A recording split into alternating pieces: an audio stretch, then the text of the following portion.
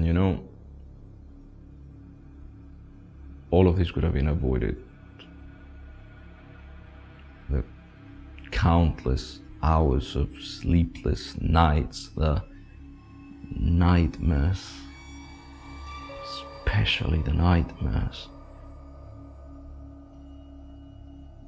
You probably don't know me very well.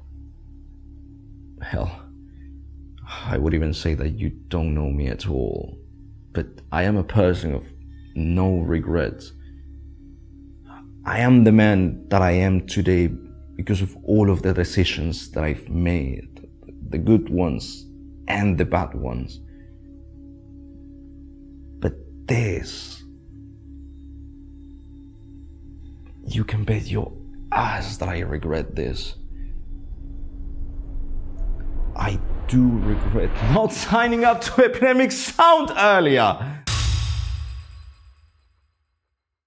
Yo, what's up? It's about midnight and we just wrapped up filming our cinematic sequence for Epidemic Sound. Speaking of which, this video is sponsored by Epidemic Sound, but I will tell you about them a little later in this video. This entire thing came together because I watched a new show on Netflix called True Story with Kevin Hart. And the very first scene is pretty cool. It's this dramatic push in where he's holding this monologue. And I thought it would be kind of cool to just recreate the entire scene and then do a cinematography breakdown of it. How we shot it, what's our camera setup, how we lit the entire scene, how I edited everything, and this is going to be the video. My name's Damien Cooper, and welcome to Monkey Pixels.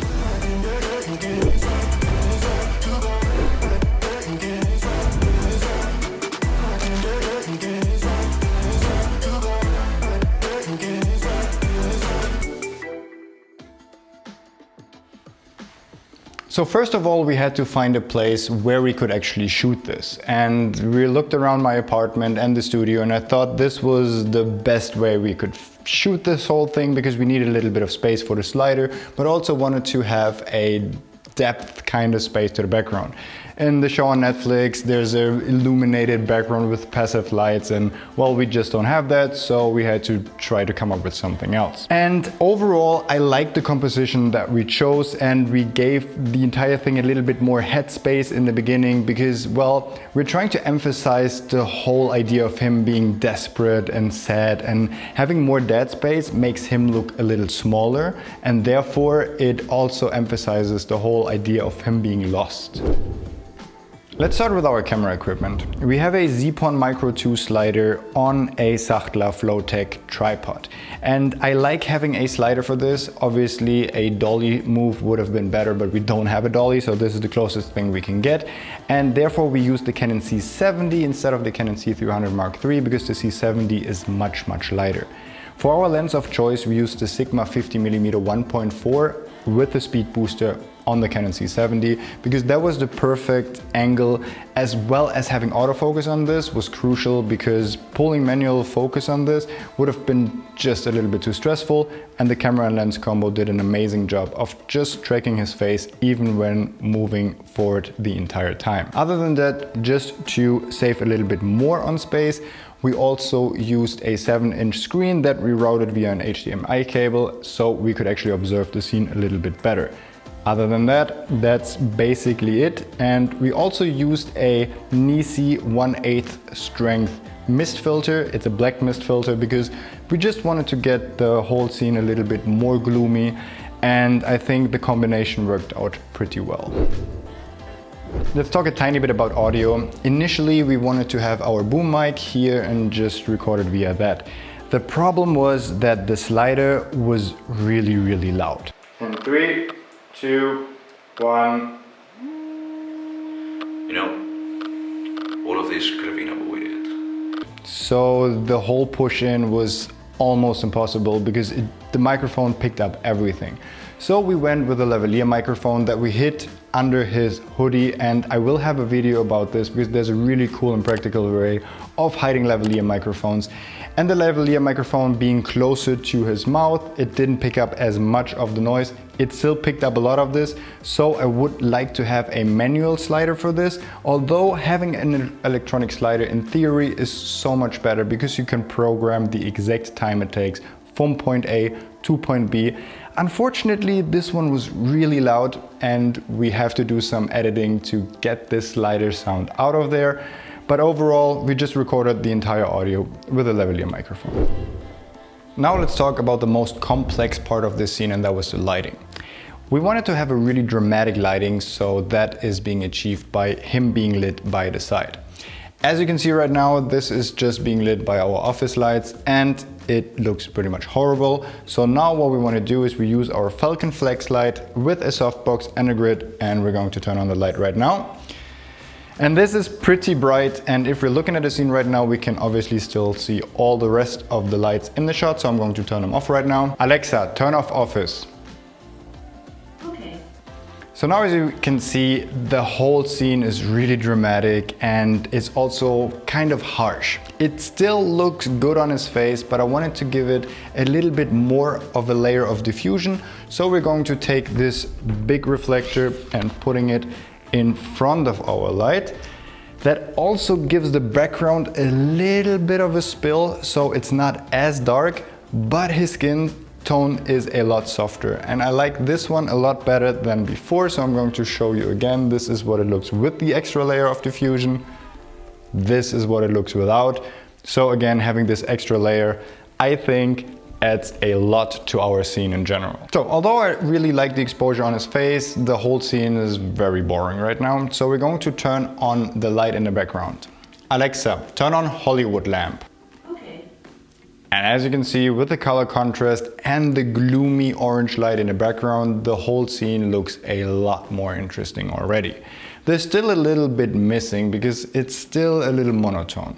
So I want to add another light for this. Since the background here is way too dark, I'm introducing another light, and this is one of our tube lights, and I use them for pretty much everything. They're magnetic, they're waterproof, they're small, and you can also change the colors. So I took this light and put it on a small clamp and then attached it to the windowsill to kind of simulate a moonlight coming in from the outside. And I feel like this also adds a lot to our scene. With this extra light, we also added a little bit of a checker pattern to our scene. So now we come from dark to bright to dark again, to him being bright, and then it just falls off to the side. And overall, this makes the whole image have way more depth and also makes it, again, more interesting. In order to add just a little bit more to our scene, I'm also going to turn on two of the spots in the background again, and this is office spot 1 and 2. And we also want these to be orange as well, to the same color as well. And now we have a little bit more spill onto the wall, and that also emphasizes the orange light in the background and just fills up the room a little bit more. The last thing we're going to add to our scene to just make it even more interesting, to give it a little bit more depth and, okay, I say it, more cinematic, is haze. Because with the haze in the background, everything looks a little bit more interesting and also puts the focus more onto him, because now the background is a little bit flat and also a little bit too sharp, although we're using a mist filter. But with the haze in the background, the lights that we turned on just give off a little bit of that haze and light streak feeling, and I think that adds a little bit more towards the scene. So now we're filming the last take of the night, and that is just a B-roll shot of his hands while he's talking, close up, so we do have another angle to cut in and out with. The camera setup is the same, the light setting is pretty much the same. So let's film this one, and then we have just another interesting angle, and then we're done for the night because it's already 1 AM. And go. You probably don't know me very well. So overall, really like the way it looks right now, but it's a little too dark. Whereas we want that contrasty feeling on his face on the mid and wide shots, we don't really want that because it's too dark on the lower side of his hands. So I'm going to bring in a reflector, just light up that portion a little bit right here. And I can already see it working very well. Now we're doing another take just with a little bit of fill in from the side. And go.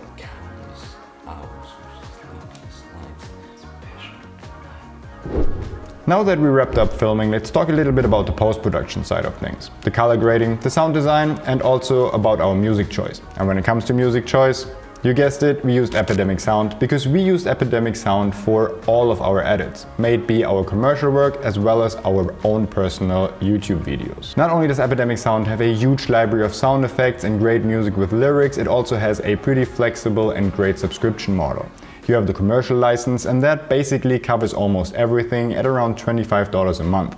We use this for all of our freelance work, for all of our client work, but also for our personal stuff. But if you want to use it just for your own personal projects and your social media channels, then you also have the personal license at around $10 a month. And this is obviously great because you have access to the entire library and you don't need to license every song individually, so you can try different songs and even send them to your clients, and once they approve the edit, you don't have extra cost of having to license every single song. And if you want to get 30 days for free, then use the link down in the description below and sign up to Epidemic Sound right now, and don't regret not signing up earlier like Franco did. So now let's talk a little bit about the color grading. As I've already said, I shot everything on a C70 and a C300 Mark III, and I shot everything in C-Log too. And it's pretty easy to get a Rec 709 image out of these cameras because you can just use the original Canon LUTs that are available on the Canon side. This is what the image looks like straight out of camera with just the Rec 709 LUT applied from Canon. And it's a little bit too flat, and I do want to give it a little bit more of a dramatic feel. The first thing I did is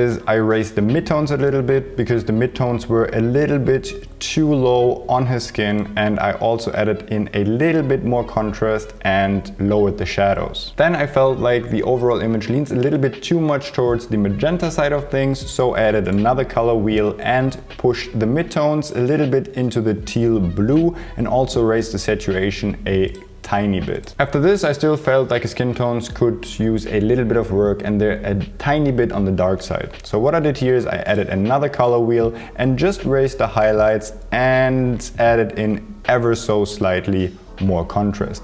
The cool thing about this is that I did this with an object track that is built into Final Cut 10.6. So I tracked his face and then just added the color wheels to it so it doesn't affect the rest of the image and only tracks his face, and that worked very well and is a really cool feature of Final Cut 10.6. After this, to give this whole image a little bit of a distinctive look, I used one of our custom LUTs that are especially made for all of our Canon cameras, but we also have some for Blackmagic as well as Sony on our website, and if you want to check them out, the link is down in the description below. And I added the LUT from our 2019 Canon LUT pack called Bluebird, which is my absolute favorite, and I put it to around 50-51%.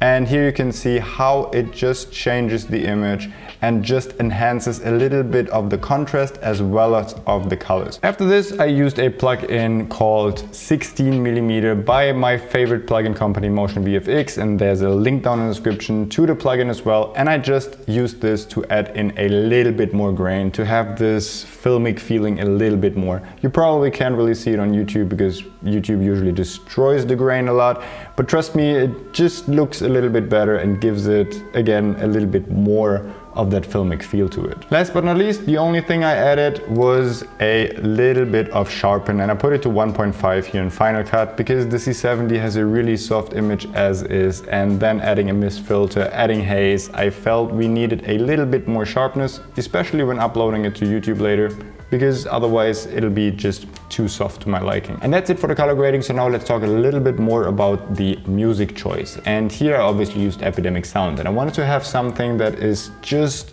ambient in the background and it's not overpowering the sequence too much, but gives it that ominous kind of feel. And just going to Epidemic Sound, and I just clicked on moods, and I went for the suspense. And what I wanted to do, since it was really low energy, I just filtered for beats per minute that were really low. And then you have a lot of stuff that is dark and suspense and also ambient in the background, and it shows you the really low tones. And I chose one from the 20 beats per minute section, and again, that was pretty quick and I could easily find a song that I really like for our edit right here. After this, I also added a riser because when we're at the height of the suspense of our edit, then I wanted to give even more of a feel and then have it abruptly change when he's revealing that he's actually joking and just talking about Epidemic Sound. So I used a riser that I found on Epidemic Sound, but all the risers were a little bit too short, so I used one and I put it to 25% of speed so that we have a little bit more of a it draw until he reveals what's actually happening. After the riser has ended, I also cut the music entirely because we don't need that ominous undertone anymore, and the entire thing just reveals the joke and everything is a little bit more on the brighter side. Once he has delivered his line, I made a cut entirely, put in the logo and used a hit that I also found on Epidemic Sound. You can bet your ass that I regret this. I do regret not signing up to Epidemic Sound earlier. So this is it. This was our full breakdown of our cinematic sequence. I hope you liked it, and if you did, then please give it a thumbs up because it really helps the channel grow. If you have more questions, then leave them down in the comments below. Subscribe for more, and I hope to see you on the next one.